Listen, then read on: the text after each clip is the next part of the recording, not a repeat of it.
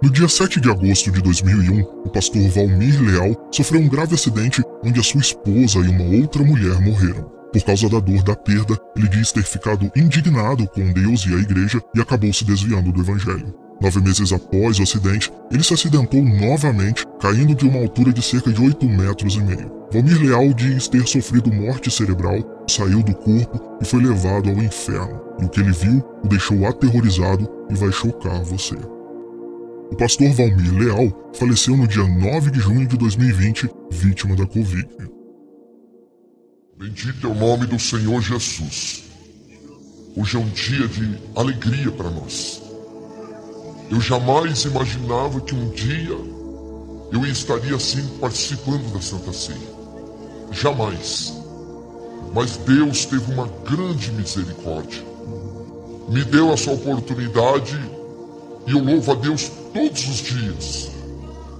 Porque você não tem noção o que é o abismo. Eu vou reduzir meu testemunho, resumir o meu testemunho e vou contar uma parte assim que vai mexer com o teu coração, é forte. Tem coisas que eu não consigo contar. Tem coisas que é muito forte. Já comecei muitas vezes a querer contar e não consigo, é muito difícil. Você não tem noção do que as pessoas passam lá no abismo, sabendo, consciente. E eu gostaria que você abrisse a tua Bíblia no livro de Hebreus, no capítulo 3 e no verso 7.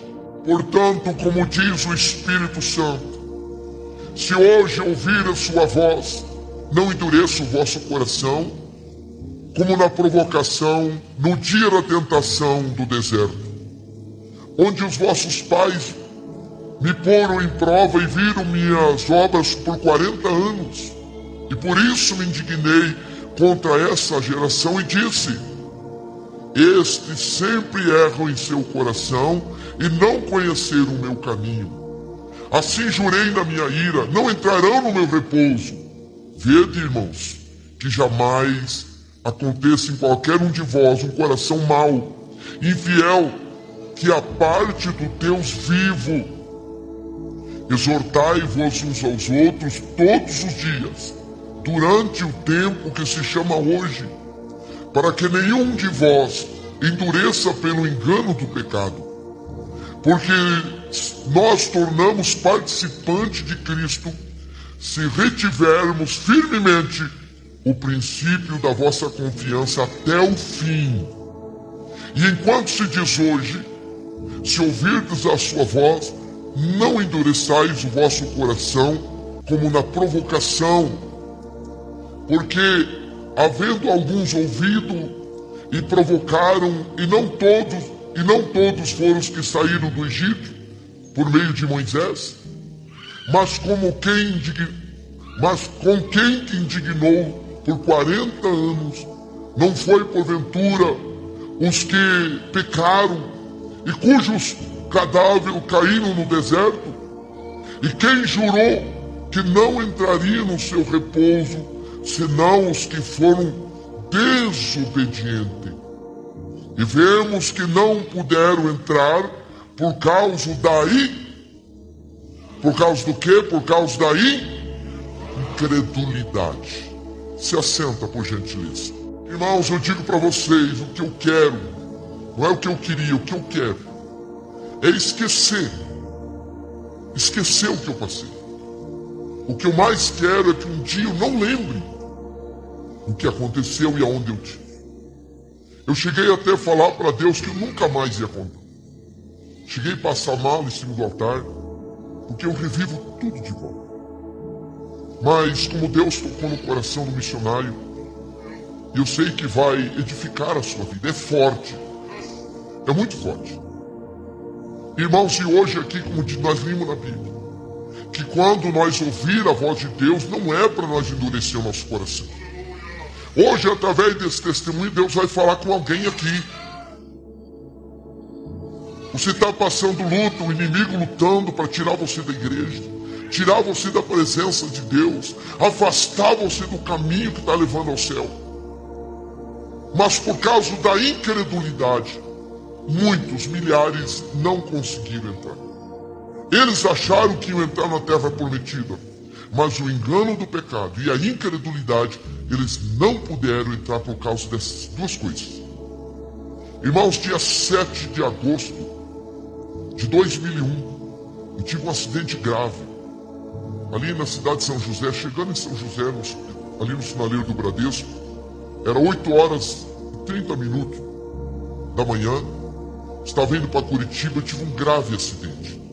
Até eu dei as fotos lá pro Kleber, não sei se vai conseguir passar, do carro ali, tudo esmagado. E nesse acidente teve 2 pessoas que perderam a vida, a falecida esposa e mais uma irmã que estava comigo. Eu estava na igreja, Deus tinha falado, era um plano de Deus. Porque nem tudo que acontece na nossa vida é o plano de Deus, mas tem coisas que é o plano de Deus. E ali eu perdi a minha esposa e mais uma irmã da igreja. Eu estava dirigindo a igreja, eu estava firme na igreja, trabalhando na obra. E aquilo, irmãos, foi me entristecendo.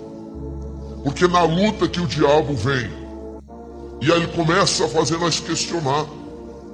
E começa, irmãos, a fazer nós ficar com dó de nós mesmos. E eu lembro que eu fiquei mais uns 3 meses dirigindo igreja. E cada dia que eu vim na igreja eu voltava assim pior, o diabo lutando. Como foi acontecer isso? Por que isso? 2 filhos prematuros ainda, muito apegado à mãe. E meus filhos não queriam ir para casa, ficavam esperando a mãe, queriam, vamos esperar a mãe, vamos esperar a mãe. Aquilo foi me entristecendo. E nós temos que tomar cuidado de tomar decisões precipitadas na luta. E ali eu comecei a tomar decisões erradas.